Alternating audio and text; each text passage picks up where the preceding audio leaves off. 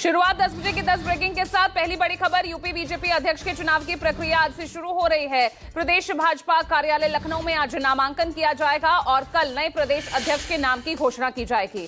केंद्रीय मंत्री पीयूष गोयल केंद्रीय चुनाव अधिकारी के रूप में अध्यक्ष के नाम का ऐलान करेंगे। खबर है कि केंद्रीय मंत्री पंकज चौधरी के नाम पर सबसे आगे चल रहा है और साथ ही साध्वी निरंजन ज्योति, बाबूराम निषाद और स्वतंत्र देव सिंह समेत कई नामों पर भी चर्चा है।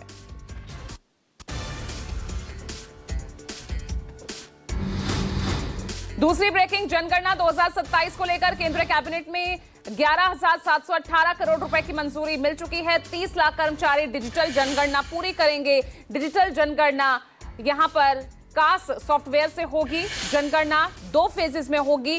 फेज 1 में घरों की लिस्टिंग और गिनती होगी और फेज 2 में आबादी की गिनती होगी। पहला चरण अप्रैल से सितंबर 2026 तक चलेगा और दूसरा चरण फरवरी 2027 में पूरा होगा।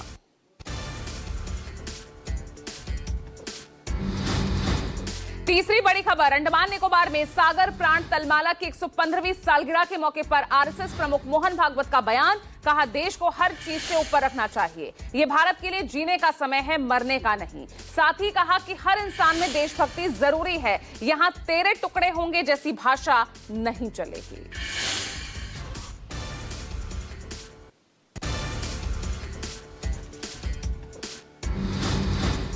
चौथी ब्रेकिंग, प्रधानमंत्री मोदी 15 दिसंबर को जॉर्डन, इथियोपिया और ओमान की यात्रा पर रवाना होंगे। ये पीएम मोदी की पहली जॉर्डन यात्रा होगी। ये यात्रा दोनों ही देशों के राजनयिक संबंधों के 75 साल पूरे होने के मौके पर हो रही है। जॉर्डन के बाद पीएम मोदी इथियोपिया जाएंगे। यात्रा के अंतिम चरण में प्रधानमंत्री 17 से 18 तारीख तक ओमान में होंगे। ओमान के साथ भारत के विशेष व्यापारिक संबंध हैं। यात्रा के दौरान कई समझौतों पर हस्ताक्षर होने की उम्मीद है।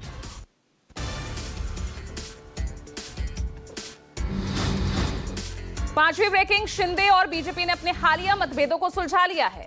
नगर निगम चुनाव में अधिकांश सीटों पर महायुति गठबंधन ने एक साथ लड़ने का औपचारिक समझौता कर लिया है। यह फैसला कई उच्च स्तरीय बैठकों के बाद लिया गया। इस बीच शिंदे ने निकाय चुनाव को लेकर कहा, हम लोकल और सीनियर हर लेवल पर महायुति के रूप में चुनाव लड़ेंगे।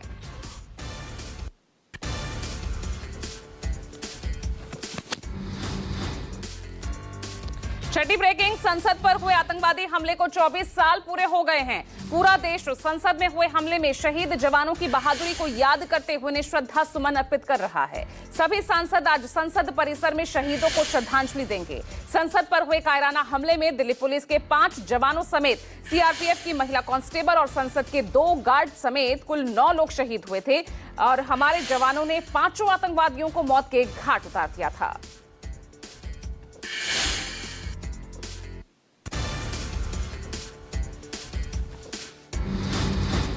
सातवीं ब्रेकिंग, अर्जेंटीना के दिग्गज फुटबॉलर लियोनेल मेसी का कोलकाता में जोरदार स्वागत हुआ। कोलकाता में मेसी अपनी 70 फीट ऊंची प्रतिमा का अनावरण करेंगे। कोलकाता में मेसी शाहरुख खान, ममता बनर्जी और सौरभ गांगुली से मिलेंगे। हैदराबाद में मेसी फ्रेंडली फुटबॉल मैच खेलने के साथ साथ म्यूजिकल सेरेमनी में भी हिस्सा लेंगे। 15 दिसंबर को प्रधानमंत्री नरेंद्र मोदी से लियोनेल मेसी की मुलाकात होगी। मेसी यूनाइटेड नेशंस के चाइल्ड ऑर्गेनाइजेशन यूनिसेफ के ब्रांड एम्बेसडर हैं और इसी के तहत वो भारत में गोट इंडिया टूर कर रहे हैं।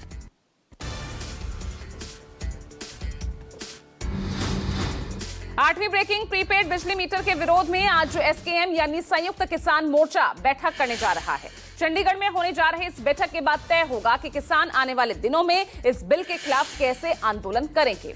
एसकेएम ने चेतावनी दी है कि अगर सेशन में यह बिल पेश किया गया तो किसान कड़ा और व्यापक संघर्ष शुरू करेंगे। एसकेएम ने सरकार से मांग की है कि बिल वापस लिया जाए और किसानों पर नए बोझ डालने वाली नीतियों को तुरंत रोका जाए।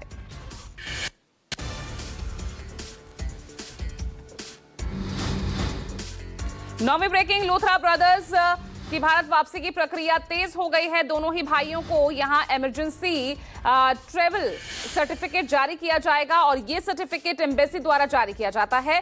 सर्टिफिकेट जारी होते ही दोनों को भारत लाया जाएगा और कोशिश यह है कि यह प्रक्रिया आज ही पूरी हो जाए ताकि दोनों भाइयों को जल्द से जल्द भारत वापस लाया जा सके।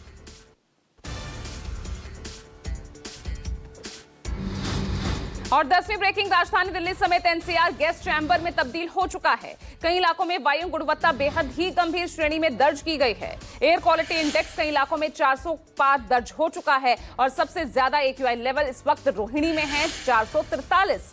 EWS ने चेतावनी दी है कि अगले 6 दिनों तक AQI बहुत ही खराब श्रेणी में बना रहेगा।